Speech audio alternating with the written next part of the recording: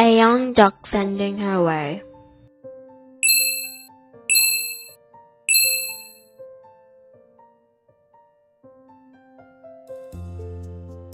A young duck named Una lived by a river.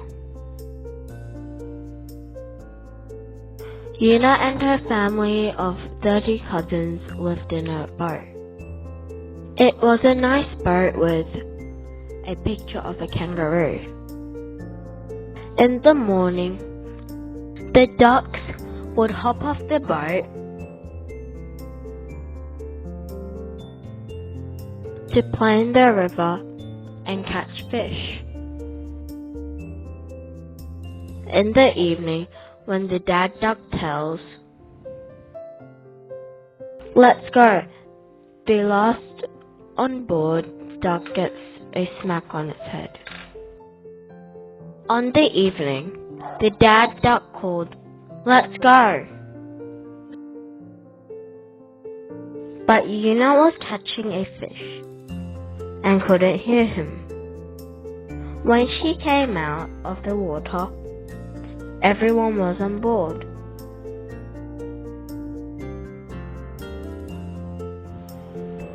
"No! Oh no, I'm lost. I don't want to get a smack on the head at all."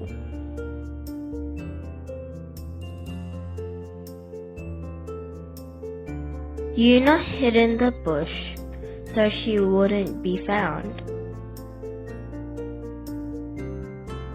When everyone got off the boat next morning, she thought no one would know she was gone. In the morning, Una couldn't find her boat. "What can I do? I can't find the boat. Where is everyone?"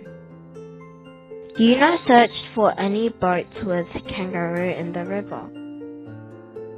Suddenly, a human called Una. "We'll have dinner with this." His son was listening. He felt sorry for Una. "No, Dad. I just want to play with the duck." Dad gave his son Una the duck for him to play with. The son played with Una and covered her with a net. Next early morning, the son took Una out of the net. Go find your family and stay out of trouble." Una fled and eventually found a boat with a kangaroo on it. Her family greeted her and asked her questions. "Una, where have you been? We were out looking for you. Una, never go alone again." Una was so happy to return to her family again. And had fun all day at the river. When dinner came, Dad called out, "Let's go!" Una was the last rider again. But Dad didn't give her a smack. "Una, don't give up on anything. You must do your best until the end, even if it's not the best job." Dad smiled with Una and rode together. The end. The Kookaburra Song.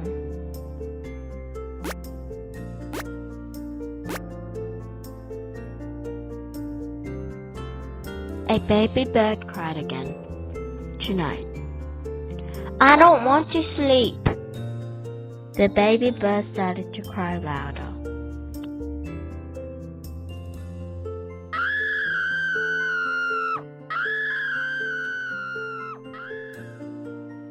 The crying baby made the mother to sing every night. The mother bird told the baby bird, "Good baby, you sleep at night.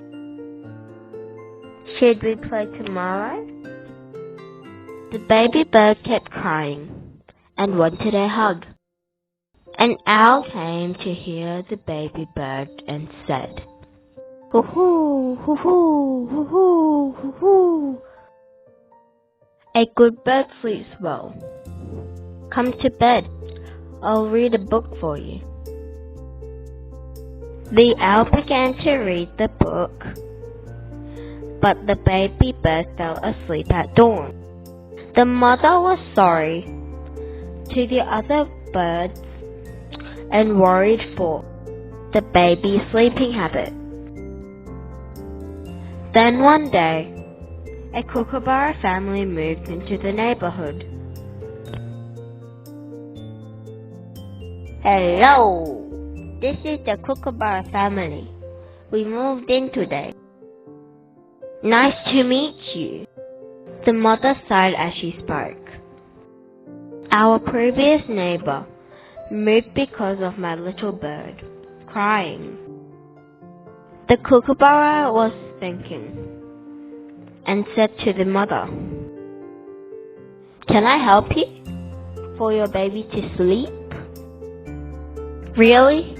How can you help me? The mother bird looked at the kookaburra. I will sing lullabies. My baby bird did not sleep when she was little. She slept well when I sang lullabies. That night, the baby bird started crying.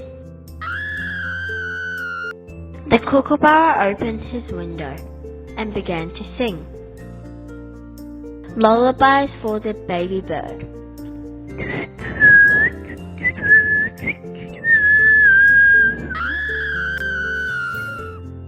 The baby bird began to sleep.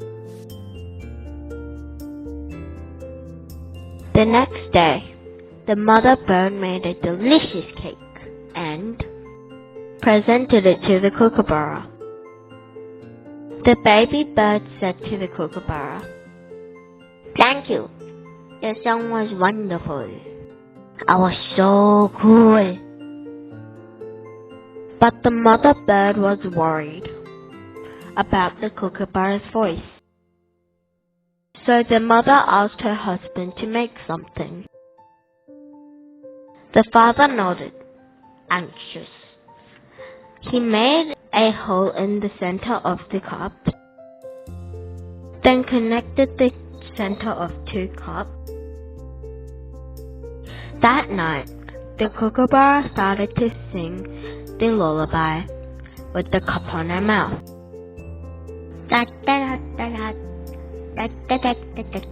One cup was in the baby bird's ear.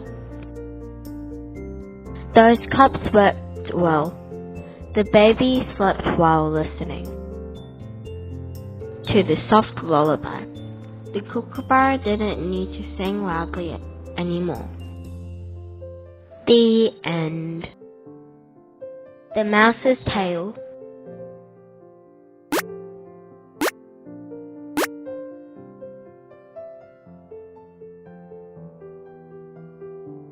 A little brown mouse lived happily under a hedge in the countryside.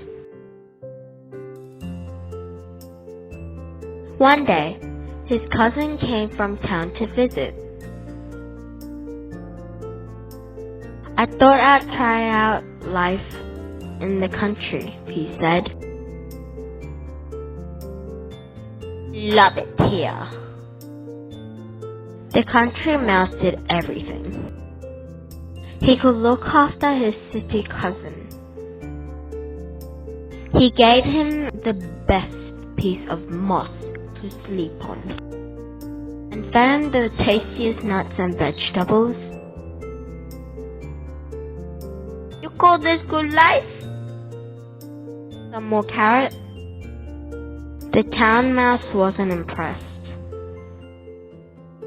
He found the food horrible and the life boring. Why don't we both go back to the town, he suggested. So off they went. We can have some real fun. On the way, the town mouse told his cousin how they would dine like kings. As night fell, They arrived at a large townhouse.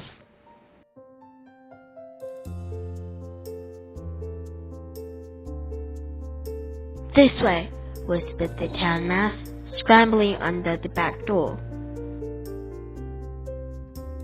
Up a flight of stairs, down a long hall, they found a dining room. And the dining room table. Country Mouse couldn't believe his eyes. "I've never seen this much food," he squeaked. They were nibbling away when the door opened, and in came a man.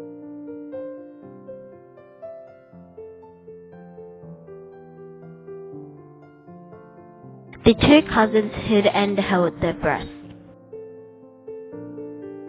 The man came closer, peered in the fruit bowl, took an apple and left. "All clear," said the town mouse. But the little cousin was too scared to eat any more.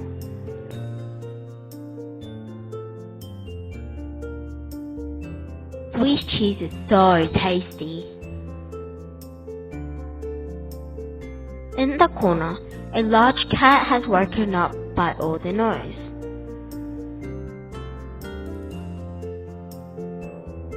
He padded across the table and spotted two mice. "How dare they eat my master's food?" The country mouse squealed as the cat sprang onto the table. "Follow me," cried his cousin. They dived into the mouse hole. The country mouse was very frightened. "This isn't my idea of fun," he sniffed. "I'm sorry, cousin, but I'm going back to the peaceful countryside. Come back and visit soon." "Must be joking." He waved to the town mouse goodbye and set off for his comfy little home under a hedge. And the moral is, a simple, quiet life beats a rich, dangerous one. The end. The wisdom.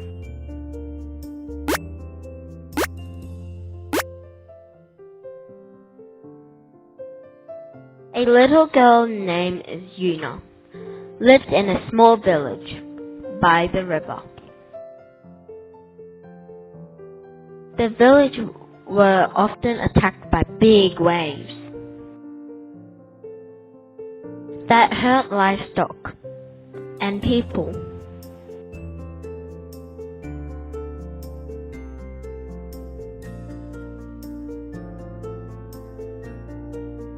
The villagers asked the king to come and help them. Yes, the king helped. The king promised the villager that he would visit the village in a month. The villagers believed the king's brave soldiers would defeat the waves. Yuna, who lives in the village, was sad because her parents were seriously injured by the waves. How can I stop them? Yuna would think and think. One day, Yuna was in the forest, then saw a spider drowning in the water. Feeling sorry for it, so she saved the spider from the branches and sent it home.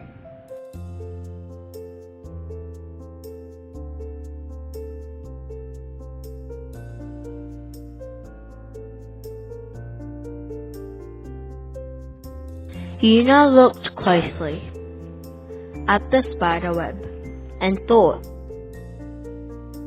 "Spiderwebs are thin, but can catch large insects."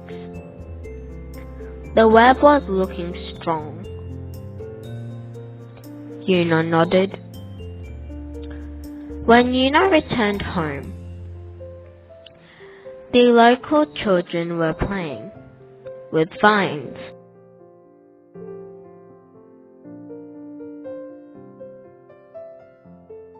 "Aha! The vines are thin, but firm. If all of us can make a big spiderweb with those vines, it might beat the waves." Una made a big spiderweb made of vines along with other villagers.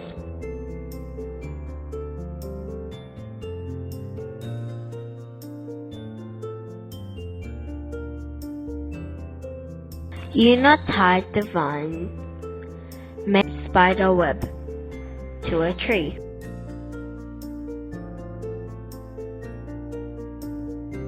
The villagers did not expect much. Then the king and his brave soldiers arrived at the town. Soldiers prepared cannons around the river.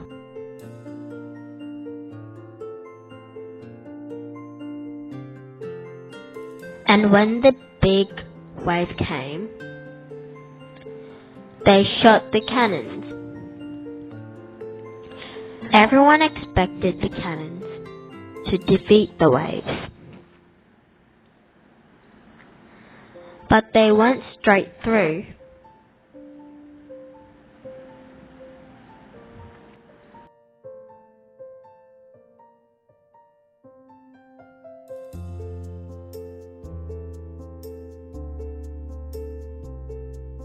The big waves met the vine, made a web at the village entrance. The waves shattered it like grain when it made it to the spider web.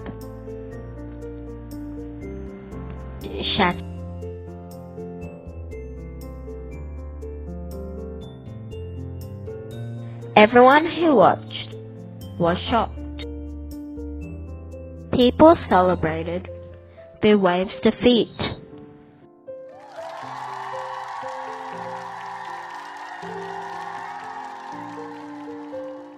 And the king rewarded Una for her smart plan. Una was so happy because people were no longer going to get hurt by the waves.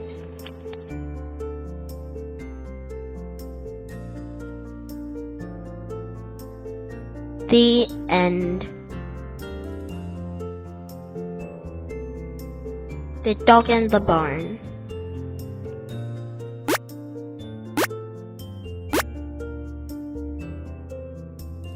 One day, a naughty dog stole a big, juicy bone from the butcher.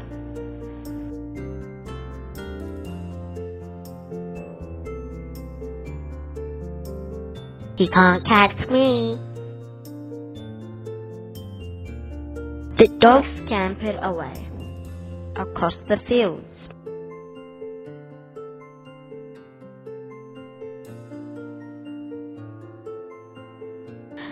And into a bridge that crossed a stream. "I think I'm safe now."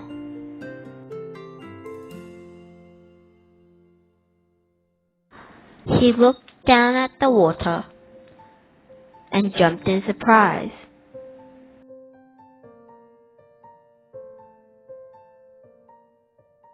There was another dog staring up at him.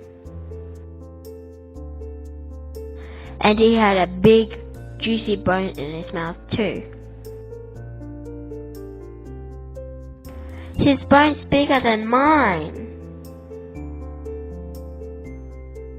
He growled at the dog, and the dog growled back. I want your bone, barked the dog on the bridge. Give it to me. Ooch. But as he opened his mouth, the bone slipped out.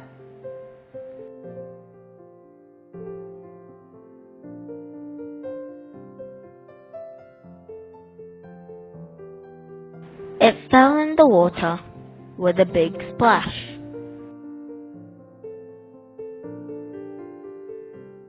When the ripples cleared, all the dog could see was himself. There had never been another dog, and now there was no bone either.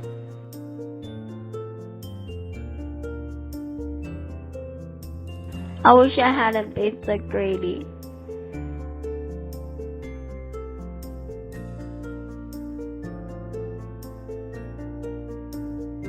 And the moral is, be happy with what you have. The end. Me and my mechanical leg.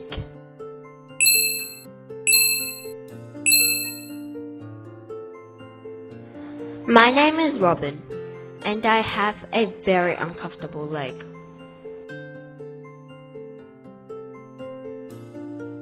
I always wear braces on my legs. But I'm good looking. My physiotherapist said, a little uncomfortable legs don't matter to the handsome person. Handsome. Another physiotherapist agreed that I was like a prince. Like. Every time I walk, my legs sound like a robot. Clink, clink, it will go. Clink. Because of the sound, I feel like riding a train all day. When I grow up, I want to put an engine to my braces. Then I can run like a real train.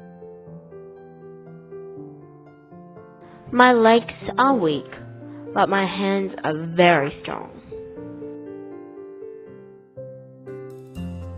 So, I can draw well. And my friends really like my drawing. I can draw cool robots, tigers, and my favorite brother. I take all the drawings to school and show them to my friends. My school is a special school, and I enjoy it very much. My friend, Summer, has cerebral palsy, which means he can't use his hands well. And there is a girl, Anna, who has short-term memory. When I ask her a question, she always answers with a, I don't know.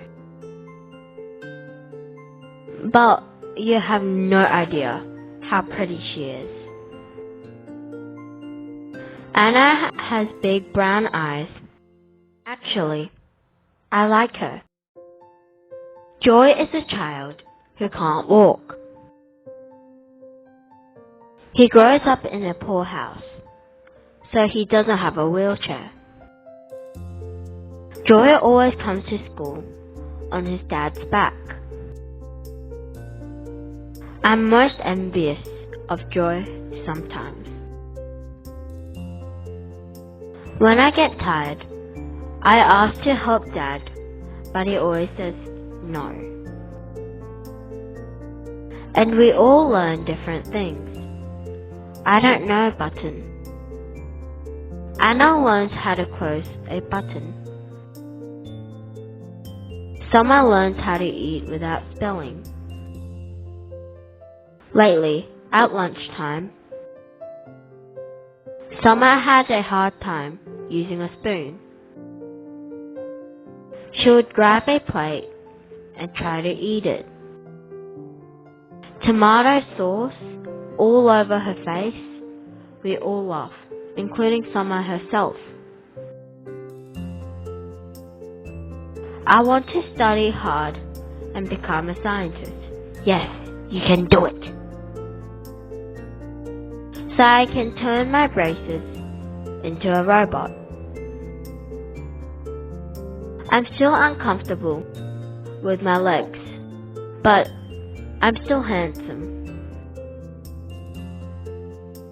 And I'll study hard to be a scientist. The end.